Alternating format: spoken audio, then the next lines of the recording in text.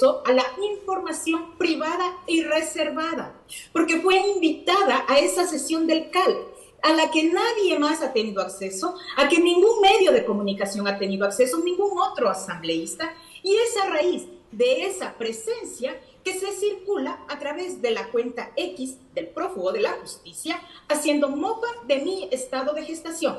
Hacen referencia en un video al número de semanas, que además está equivocado porque no sabía hacer cuentas tampoco, y también hace referencia al diagnóstico. Y más aún, expone un post en el que amenaza a mi médico, indicando que puede ser objeto de sanción por el otorgamiento de certificados médicos falsos.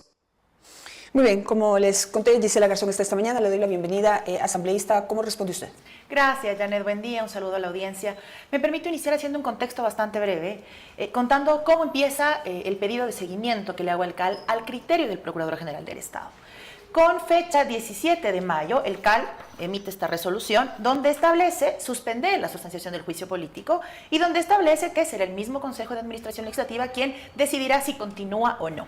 Esto ocurre el 17 de mayo.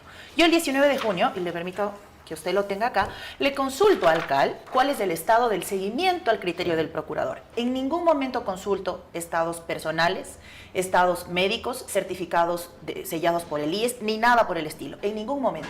Y valga la aclaración, Janet, usted lo sabe y en la audiencia lo propio, yo no formo parte del CAL. Esta resolución no salió al conocimiento de la Asamblea, no salió a conocimiento de las comisiones, mucho menos a mi conocimiento. Yo no formo parte del CAL. En el CAL hay dos compañeras de mi bancada, Viviana Veloz y Esther Cuesta. Y pues ambas han recibido información que yo claramente no. ¿Qué es lo que consulta y como usted podrá dar fe? El seguimiento al criterio del procurador. ¿Qué me dice el secretario de la Asamblea el 30 de junio, firmado por Alejandro Muñoz? Que el estado es el mismo. Y yo solicito entonces que se incluya, no se me invite, se incluya en la siguiente sesión del CAL un tratamiento, un seguimiento. ¿Por qué hago este pedido? Porque el criterio del procurador establece, y lo tengo aquí conmigo, establece que la suspensión se dará mientras dure el riesgo, tanto en un proceso de embarazo como en enfermedad catastrófica o desahucio. Eso dice el criterio. Sin embargo, la Constitución, a mí como legisladora, me dice que puedo hacer fiscalización a varios funcionarios hasta un año después de terminado el cargo. Afortunadamente, la Asamblea ha legislado en favor de las maternidades y amplió el proceso de lactancia hasta un año y medio. Y digo afortunadamente porque son procesos muy complejos para las mujeres. Pero eso, de alguna forma, vería mermada la fiscalización. Y mi consulta era, ¿cómo hacemos que esto no signifique un problema más adelante? No ahora, yo dejaré de ser asambleísta en mayo del próximo año.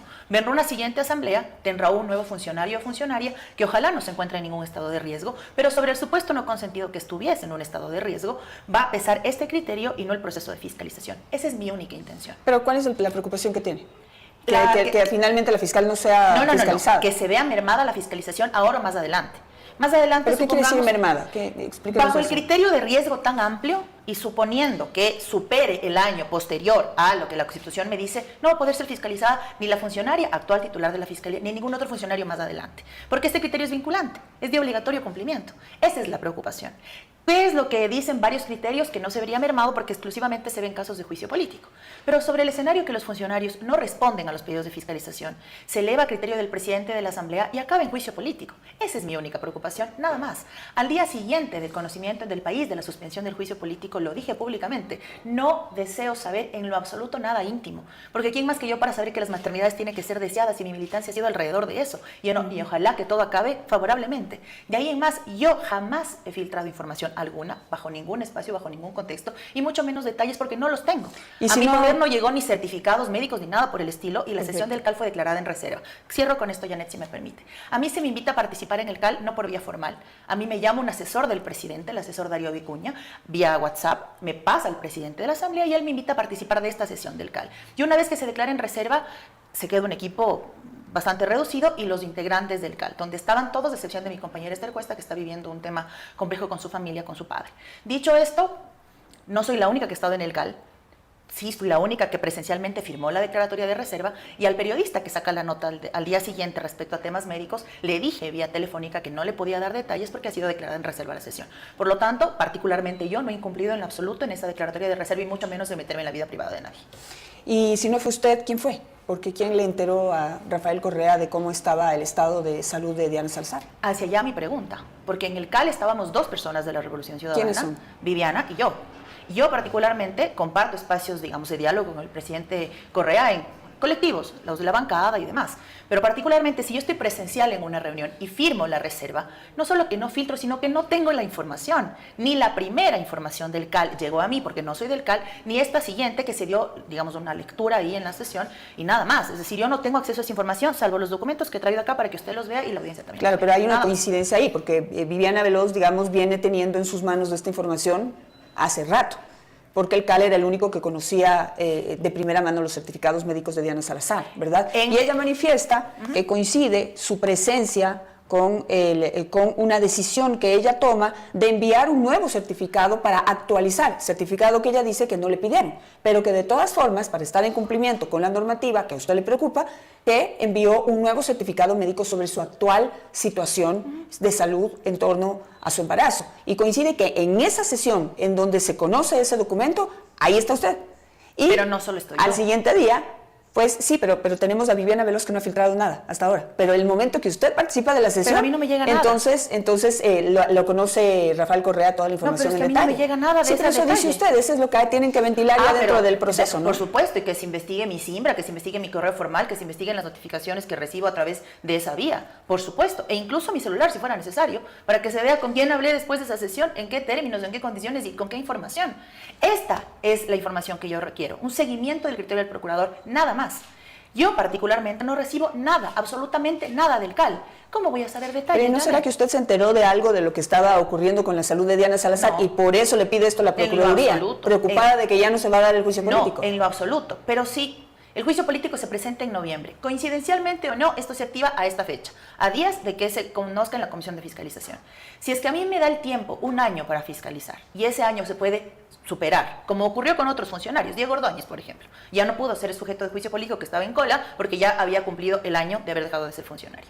La capacidad de fiscalización es una de las dos cosas que hacemos como asamblea, nada más. De ahí en adelante, esto que se suspende ahora, se retomará más adelante, incluso en otra asamblea, y será esa asamblea la que tenga que tomar la decisión. Pero en este caso puntual, si yo, legisladora, presento un proceso de fiscalización, y ese no se cristaliza bajo cualquier escenario, entiendas, esta suspensión, o en el caso del CNE, por ejemplo, que también está suspendido por año electoral, u otros que están pendientes, ¿para qué estamos en la asamblea?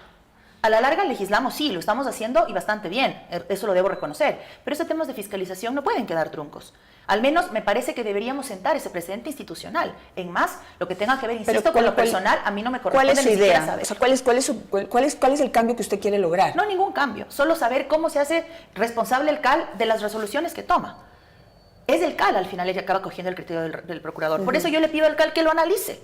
Nada más. Pero yo no le pido al CAL que analice para qué. Para pedir un nuevo alcance, si fuera el caso, porque el presidente de la Asamblea al final hizo esta consulta a la Procuraduría por cuenta propia, pero que le pregunten cuánto significa el riesgo, significa un periodo de tiempo, afecta el año posterior a la fiscalización de funcionarios que establece la Constitución en el artículo 131 o no, porque insisto, los criterios del procurador son vinculantes, de obligatorio cumplimiento, y por lo tanto sientan un precedente. Más adelante viene la ministra Andrea Robo, por ejemplo, la exministra de Energía, y bajo este mismo contexto tampoco va a poder ser fiscalizada, o más adelante otro gobierno y otros funcionarios. Embarazada Andrea Robo. ¿Y si es de riesgo? Ya hay un antecedente. Pero asambleísta, es que yo la verdad no le entiendo lo que usted está preguntando. ¿Sí? Yo le pido al CAL, ¿cómo el CAL interpreta mi pedido? No es mi responsabilidad. Que la Procuraduría le responda ahorita qué va a pasar, por ejemplo, en un futuro con Andrea Robo, si a la señora Andrea Robo se le ocurre quedarse embarazada y de ahí la naturaleza le dice que ese embarazo es de riesgo. El criterio del procurador, al momento en el que es amplio, deja criterios sueltos y a criterio del que aplique. Porque además, cuando yo consulto a la Procuraduría cómo da seguimiento a sus criterios, me dice que no tiene norma expresa, pero que únicamente tiene que acogerse el criterio como vinculante. Insisto, el tema del riesgo nos puede ver mermada la capacidad de fiscalización tanto y cuanto la Constitución nos da hasta un año después de que el funcionario deje el cargo, cualquier funcionario. Y aquí nos habla de embarazo y enfermedad catastrófica. ¿Puede ser un mejor criterio? Por supuesto, porque a mi particular perspectiva carece de visión de género totalmente este criterio. Digamos, hay normativa nacional e internacional que en efecto cubre, acompaña a las mujeres en proceso de gestación. Pero esto que ya está aquí, que es bastante vacío, pero que en todo caso está aquí, no nos puede afectar, si fuera el caso, bajo un parámetro constitucional que nos da hasta un año para fiscalizar. A mí ahora como asambleísta, en mayo y en adelante cualquier otro asambleísta. Ese es mi único criterio. Perfecciónelo, mejórelo, y ni siquiera me puede servir a mí, Yanet, porque en todo caso esto puede pasar. En aterrizado. ¿sí? En traducir. ¿Qué es lo que usted quiere? Que la Procuraduría le diga que le dé ese año, tal como a los otros funcionarios, para fiscalizar a Diana Salazar, independientemente de cómo esté en ese momento su situación maternal. No. La situación personal es eso, es médica y tendrá que darse el conocimiento como corresponda. Pero si este criterio puede ver mermada la capacidad de fiscalización, el CAL podría, por ejemplo, sugiero, hacer un nuevo pedido a través del presidente de la Asamblea para que se delimiten ciertos parámetros puntualmente en los juicios políticos, como cuáles, que no superen la facultad de la Constitución en el 131, que no superen el año. ¿Y porque al hablar de maternidades, cuenta los derechos de las mujeres todo el tiempo del embarazo, la maternidad y la lactancia. Y la lactancia el día de hoy está normado por ley, en la ley del cuidado humano, hasta 1 año y medio. Por eso usted quiere que no le tomen en cuenta la lactancia. No, solo que se delimite qué se entiende por riesgo, porque aquí deja tan abierto que habla de embarazo y enfermedades catastróficas, no establece cuáles, digamos, de nuestra normativa el día de hoy, las catastróficas están en proceso de regulación. Usted lo que busca es que durante un periodo de lactancia Diana Salazar o cualquier funcionaria que esté sometida o que sea sujeta de fiscalización, no se le tome en cuenta esa lactancia para que se sume al año de fiscalización que tienen ustedes post el criterio del procurador no puede estar por sobre la Constitución. Quienes interpretan la Constitución están en la Corte Constitucional, no en la Procuraduría ni en la Asamblea. Ya, eso está claro, pero dígame concretamente, ¿qué quiere usted?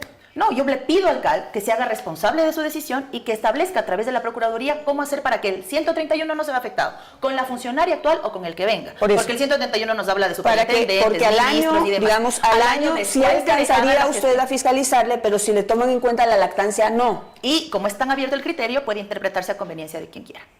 Y entonces más adelante viene otro funcionario, insisto, supongamos que en la siguiente elección gana la Revolución Ciudadana, tiene una oposición, y quiere una oposición fiscalizar a los ministros como corresponde. Está esto como limitante. Si bien llega a ser juicio político, es decir, el último, el peldaño de la fiscalización, está esto como antecedente. Y si esto nos da 1 año, pero aquí nos establece maternidad, y la maternidad incluye hasta el 1 año y medio de lactancia, ¿cómo establecemos el nivel de riesgo? Al ser esto tan abierto, la Procuraduría tiene la responsabilidad de mejorarlo. Y si es que la Asamblea en eso puede sumarse a través del CAL, enhorabuena, porque esto sienta un precedente y es necesario. Pero de ahí en más, a que particularmente yo haya filtrado algún tipo de información, es desconocer primero que no soy yo parte del CAL, segundo que no fui solo yo de la Revolución Ciudadana la que estuve en esta sesión, y tercero que lo he dicho públicamente, pero entonces, que no me interesa saber nada en lo personal, y de hecho se lo he dicho pero Gisela, realmente, que todo salga bien. Que dice usted que solo hubo 2 personas de la Revolución Ciudadana que pudieron haber informado a Rafael Correa. Si no fue usted, fue Viviana Veloz. A mí me parece que debería, para que no se preste a perspicacias, ampliarse una investigación a todo el CAL.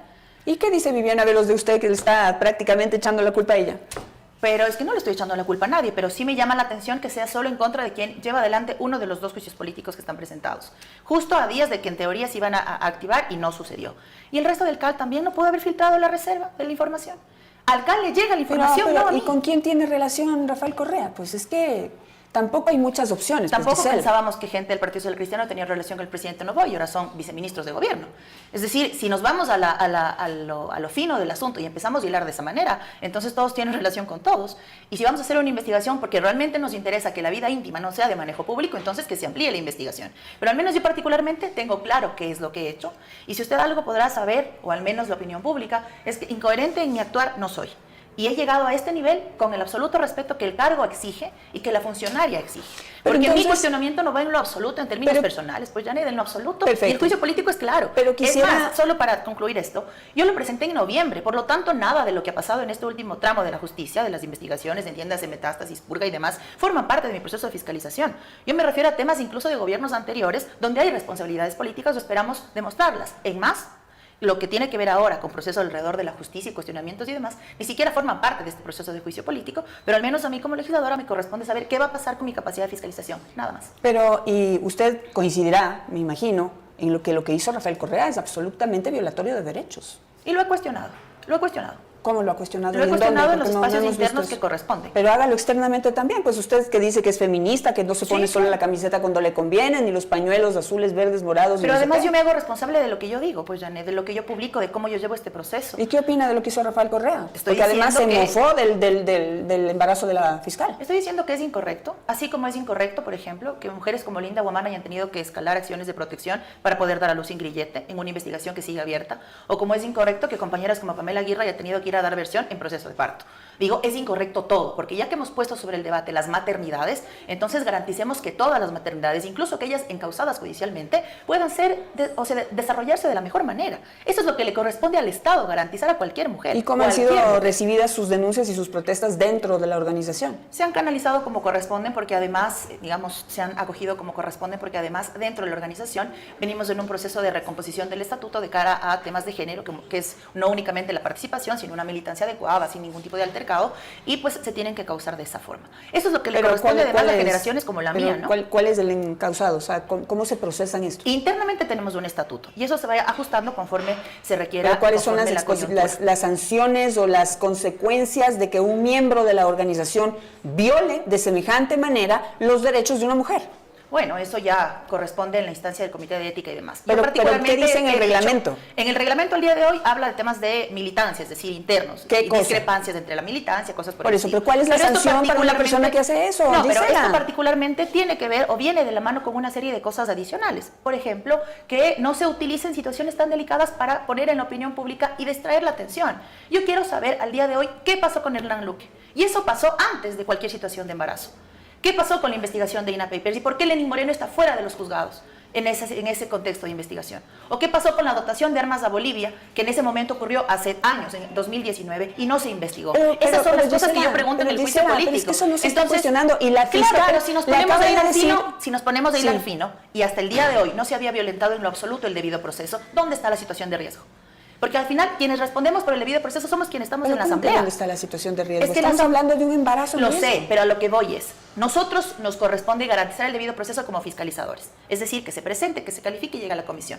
Eso nos corresponde con la funcionaria. Y la funcionaria ha dicho que tienen todo el derecho y que va a enfrentar, y que no tiene problema en enfrentar. De acuerdo. Y la fiscalización que constitucionalmente le corresponde a la Asamblea Nacional. Entonces, ahí no hay ningún problema. Entonces, si no había ninguna situación de riesgo, estrés o tensión que dice el criterio del procurador, que expone a la funcionaria un juicio político, es que eso usted me acaba de decir que está dispuesta a darnos todas las respuestas del caso. Significa que se entiende que es mucho más riesgoso estar en una corte, en el caso Metástasis, que en la Asamblea Nacional en la sala de fiscalización. Sin embargo, el criterio del procurador establece que una situación de embarazo expone a riesgo, a tensión y demás a la funcionaria. Y por lo tanto, debe suspenderse el juicio político. Hago un resumen breve de todo el criterio del procurador. Si estamos nosotros garantizando como legisladores que el debido proceso se cumple, que hay condiciones de seguridad incluso en la Asamblea para aquello, que la comisión está avanzando conforme marca la ley y que estábamos a puertas de abocar conocimiento de esto en la comisión. Y apenas de ahí yo empezar a actuar cualquier otro tipo de cosa, entiéndase prueba, entiéndase pedido de información y demás. Si estábamos en todo ese proceso y lo habíamos cubierto, entonces como asamblea habíamos cumplido. De allí lo personal, que se hace público además, dicho sea de paso, por un video de la misma señora fiscal, el presidente de la asamblea a la par, no es una cuestión que nosotros hayamos preguntado.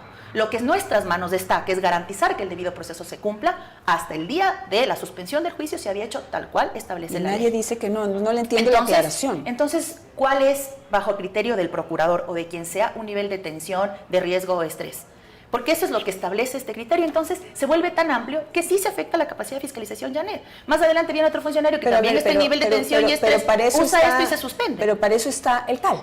Y el CAL y el presidente de la Asamblea ya han estudiado los certificados, entiendo yo, ¿no? Que han estudiado los certificados presentados por la fiscal general, en donde coinciden con el criterio del Procurador General del Estado en que el proceso debe suspenderse porque el nivel de tensión, de ataque, de cuestionamientos, el lenguaje que se maneja en la Asamblea Nacional, las presiones que se manejan en la Asamblea Nacional son incluso, entiendo, mucho más fuertes de las que implican su trabajo normal, el de la fiscal. Entonces, que sea el CAL el que se haga responsable de estas cosas, y por eso le pido al CAL, no al procurador, porque yo no puedo elevar consultas al procurador. Pero ¿por qué que sea responsable? ¿Acaso no se ha hecho responsable? Si el responsable es del CAL, ¿yo qué información puedo filtrar, Janet? Si a mí no me llega nada porque no soy del CAL. Y la sesión a la que formo parte se declara en reserva. Y yo soy responsable de lo que Bueno, porque las coincidencias están ahí. Entonces, las coincidencias están que usted accede al CAL y al otro día el señor publica en sus redes sociales. También es coincidencia. Usted va al CAL y al otro día el Rafael Correa publica esta información sensible y confidencial. No anteayer ni del día anterior que estaba Viviana Veloz, por ejemplo.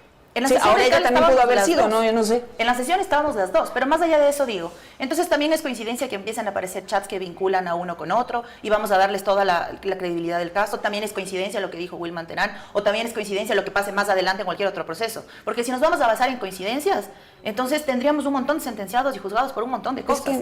que aquí se está aseverando que yo fui cosa, sin haber investigado mínimamente algo. En política no hay coincidencias, mi querida Gisela. Yo al menos no creo en esa política que hace que las coincidencias parezcan buenas o malas. ¿No? Quisiera preguntarle otra cosa, porque esto también me está llamando la atención.